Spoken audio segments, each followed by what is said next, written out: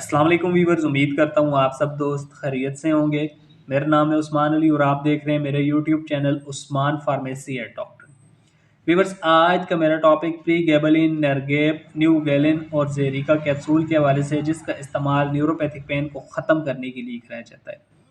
वो तमाम diabetic patient, sugar के मरीज़ जिन्हें न्यूरोपैथिक पेन है और उनके पट्टों में दर्द होता है, कमर, रीढ़ की हड्डी और पैरों में शदीद दर्द होते हैं, तो ऐसी कंडीशन में डॉक्टर्स उन तमाम पेशेंट्स को प्री गैबलिन कैप्सूल का इस्तेमाल करवाएंगे।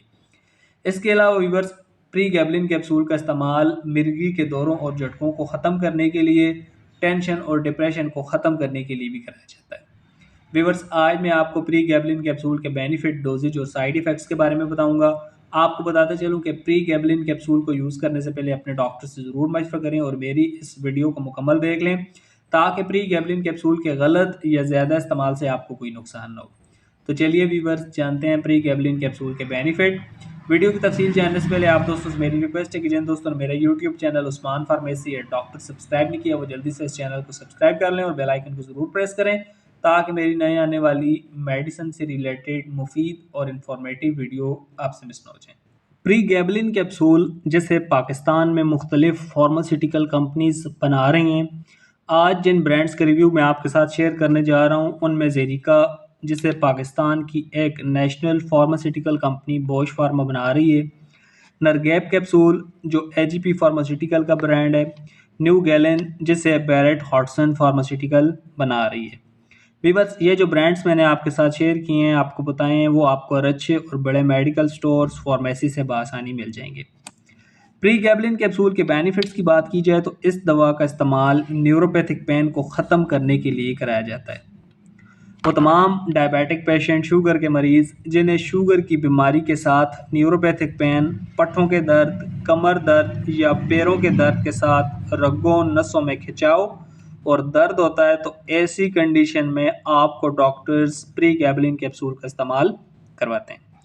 इसके अलावा शुगर की बीमारी, शुगर के साथ शिंगलिस की बीमारी जिसे हम अपनी ज़बान में अलम्बा बोलते हैं, उसको ख़त्म करने के लिए भी प्री गैबलिन कैप्सूल का इस्तेमाल कराया जाता है। व्यूअर्स, अगर आपको कमर के दर्द के साथ खिंचाव है, पैरों की उंगलियां सुन्न हो गई हैं, खून की रवानी कम है, तो भी आपको डॉक्टर्स प्री गैबलिन कैप्सूल का इस्तेमाल करवाते हैं। इसके अलावा अगर किसी पेशेंट को मिर्गी के दौरे या झटके वगैरह पड़ते हैं या टेंशन या डिप्रेशन का शिकार हैं, तो ऐसी कंडीशन में डॉक्टर्स आपको प्री गैबलिन कैप्सूल का इस्तेमाल करवाते हैं। व्यूअर्स, प्री गैबलिन कैप्सूल को आमला खवातीन और दूध पिलाने वाली माएँ हरगिज़ इस्तेमाल न करें। दिल, गुर्दे और ब्लड प्रेशर, शुगर वाले मरीज़ भी इस दवा का इस्तेमाल करने से पहले अपने डॉक्टर से ज़रूर मशवरा करें, ताकि इस दवा के गलत या ज़्यादा इस्तेमाल से उन्हें कोई नुकसान ना हो। व्यूअर्स, प्री गैबलिन के डोजेज की बात की जाए तो इस दवा का इस्तेमाल 50 mg में एक कैप्सूल सुबह शाम या एक कैप्सूल रोज़ाना रात को, और 75 mg में प्री गैबलिन कैप्सूल का इस्तेमाल एक कैप्सूल रोज़ाना रात को डॉक्टर्स अपने पेशेंट्स को करवाते हैं।